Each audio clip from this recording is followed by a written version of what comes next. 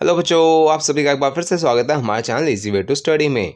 बच्चों, आज हम आपके लिए लेके आए कक्षा 8वीं की विज्ञान विषय की कार्य पत्रक नंबर 11। बच्चों, जैसे कि आप सभी जानते हैं, सबसे पहले यहाँ पे हमें अपना नाम लिखना होता है और नेक्स्ट फील्ड में हमें अपने अध्यापक का नाम लिखना होता है। चलिए देखते हैं अपनी वर्कशीट।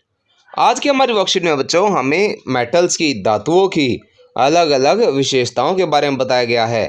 पहला है ध्वनिक। ध्वनिक क्या होता है? जब आप किसी धातु से बनी सतह पर और किसी सतह से टकराते हैं तो वह ध्वनि उत्पन्न करती है, एक घंटी की तरह बजती है, इसे ध्वनिक कहते हैं। अगला है विद्युत सुचालक या कुचालक, यानी वह अपने में से विद्युत को पार होने देता है या नहीं होने देता। जो अपने में से विद्युत को पार होने देता है उसे हम विद्युत सुचालक कहते हैं, और जो विद्युत को पार नहीं होने देता उसे हम विद्युत कुचालक कहते हैं। इसके अलावा हमें एक और चीज़ बताई गई है, ऊष्मा चालकता, यानी वह अपने में से ऊष्मा को पार होने देते हैं, नहीं होने देते। बच्चों, इन सभी प्रॉपर्टीज़ को आप पढ़ सकते हैं। इसके साथ यहाँ पे हमें एक प्रश्न दिया गया है। यहाँ पे हमें एक सर्किट दिखाया गया है जिसमें एक बल्ब, एक सेल और दो तारें लगाई गई हैं। ए और बी पॉइंट है, इनके बीच में जगह खाली है। इस जगह को हमें भरना है और इसके लिए हमें अलग अलग पदार्थ बताए गए हैं। यहाँ पर इन पदार्थों को हमें देखना है, क्या इनसे यह बल्ब जलेगा इनसे जोड़ने से या नहीं जलेगा। जब हम लोहे की कील लगाते ए और बी के बीच में तो बच्चों यह सर्किट को पूरा कर देगा और इससे यह बल्ब जलने लगेगा। क्यों? क्योंकि जो लोहा की कील है वह विद्युत की सुचालक होती है। इसी प्रकार जब हम कोयला लगाएंगे तो यह बल्ब नहीं जलेगा, क्योंकि कोयला विद्युत का कुचालक होता है। एल्यूमिनियम तार से यह जलेगा क्योंकि वह भी सुचालक होता है, और तांबे का तार लगाने से भी बल्ब जल उठेगा क्योंकि वह भी विद्युत का सुचालक होता है।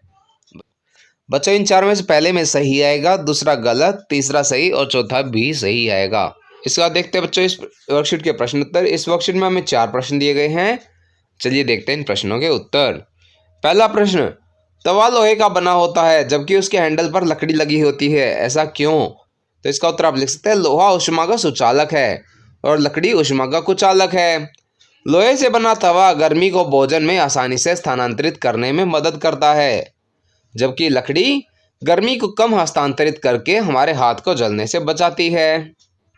अगला प्रश्न है, पिंकी की मम्मी चम्मच को पकड़ते ही क्यों चीखी? तो बच्चों, ऊपर हमें बताया गया था कि पिंकी की मम्मी ने कढ़ाई में एक चम्मच छोड़ दिया और वह दरवाज़ा खोलने चली गई। जब वह दरवाज़ा खोलकर वापस आई तो जैसे ही उन्होंने चम्मच को पकड़ा उनका हाथ जल गया और वह चीख उठी।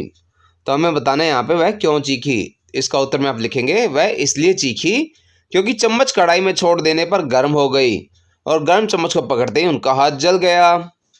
इसके बाद बच्चों हमसे एक और चीज़ पूछिए, धातुओं के कोई 3 उपयोग लिखिए। तो इसमें आप लिख सकते हैं, धातुओं के उपयोग हैं, धातुओं का उपयोग परिवहन के लिए, वाहन बनाने के लिए किया जाता है। बिजली हस्तांतरण के लिए संवाहक के रूप में उपयोग किया जाता है। खाना बनाने के लिए, बर्तन बनाने में इस्तेमाल किया जाता है। अगला प्रश्न है बच्चों, विद्युत और ऊष्मा के सुचालक किन्हें कहते हैं? परिभाषित कीजिए। तो इसका उत्तर आप लिख सकते हैं, ऊष्मा के सुचालक क्या होते हैं? वे पदार्थ जो ऊष्मा को गर्म क्षेत्र से ठंडे क्षेत्र में स्थानांतरित कर सकते हैं, ऊष्मा के सुचालक के रूप में जाने जाते हैं। अगला, विद्युत के सुचालक, ऐसी सामग्रियां जो एक छोर से दूसरे छोर तक बिजली स्थानांतरित कर सकती हैं, उन्हें विद्युत के सुचालक कहते हैं। चलिए अगला प्रश्न देखते हैं।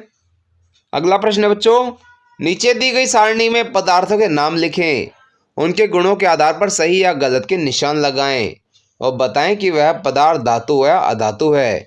यहाँ पे बच्चों हमें 5 पदार्थ बताए गए हैं और उनकी कुछ प्रॉपर्टीज बताई गई हैं। पहला चमक, नेक्स्ट है आधावर्धनीयता, तान्यता, ध्वनिक, ऊष्मा सुचालक, विद्युत सुचालक और फिर धातु है या अधातु है, यह बताना है।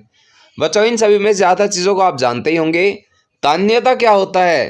तान्यता का अर्थ होता है कि क्या हम किसी चीज़ को खींचकर उसमें से तार बना सकते हैं, नहीं बना सकते।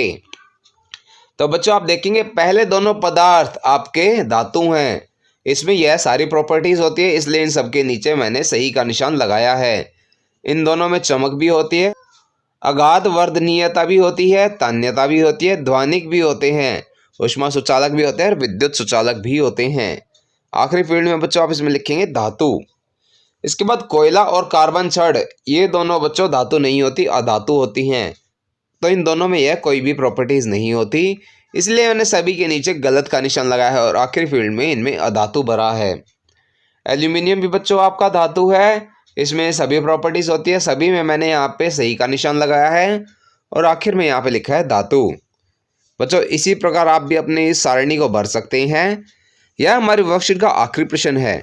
इसी के साथ हमारी वर्कशीट यहाँ पर समाप्त होती है। आशा करते हैं आपको अच्छे समझ में आई होगी। बच्चों अगर आपको हमारी वीडियो पसंद आई हो तो उसे लाइक करना और अपने फ्रेंड्स के साथ शेयर करना ना भूलें। साथ ही अगर आपका कोई क्वेश्चन है तो उसे आप कमेंट सेक्शन में ज़रूर पूछें, हम आपके क्वेश्चन को जल्द से जल्द आंसर करने की कोशिश करेंगे। और बच्चों अगर अभी तक आपने हमारा चैनल सब्सक्राइब नहीं किया है तो ऐसी ही नई नई वीडियोज़ को देखते रहने के लिए हमारे चैनल को सब्सक्राइब करें।